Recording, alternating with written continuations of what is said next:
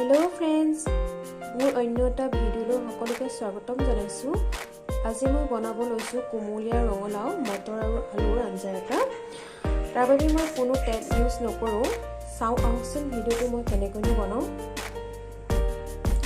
এতিয়া মই এখন কেৰাহী পাতি লৈছো।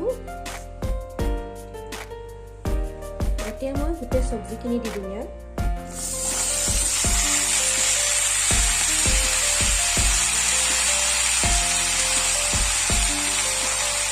এতিয়া মই ইয়াত দিম আধা গ্লাস পানী।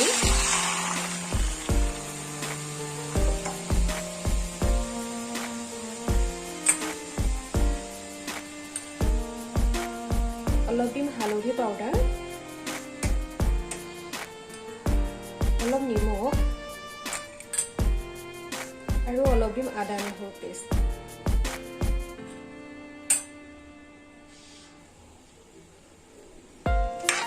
মই মিক্স কৰি দিম।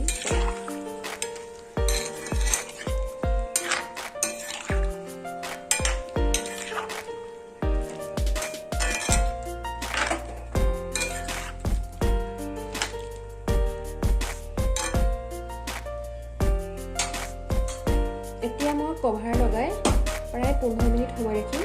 গেছটো মিডিয়াম ফ্লেমত ৰাখিম। মাজে মাজে চেক কৰি থাকিব। মই প্ৰায় 10 মিনিটৰ পিছত চেক কৰিছো।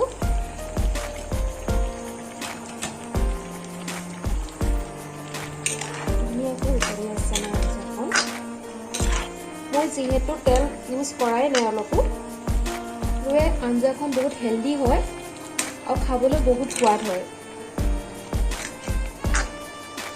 পানীৰ পৰিমাণটো মই সেইকাৰণে আধা গ্লাস দিছো, কাৰণ পানীখিনি একেবাৰে শুকাই যাব লাগিব, তেতিয়াহে আঞ্জাখন খাবলৈ বেছি সোৱাদ হয়।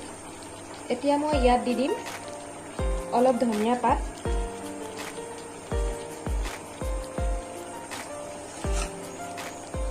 আধা চামুচতকৈ অলপ কমহে দিছো মই গৰম মছলা,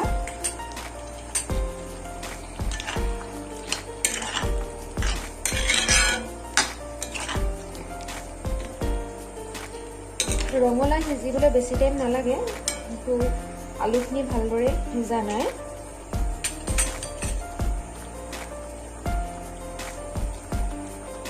পানীখিনি শুকাই যোৱালৈকে মই এইখিনি ভালকৈ সিজাই ল'ম।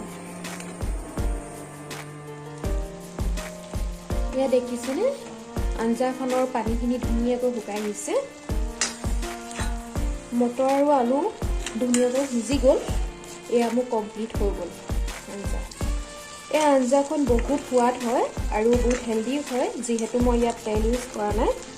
আপোনালোকে যদি খোৱা নাই এনেদৰে বনাই এবাৰ খাই চাবচোন, বহুত টেষ্টি হয় আঞ্জাখন। আৰু আপোনালোকৰ যদি মোৰ ভিডিঅ'বিলাক চাই ভাল লাগে, please like, share and subscribe কৰিবলৈ নাপাহৰিব।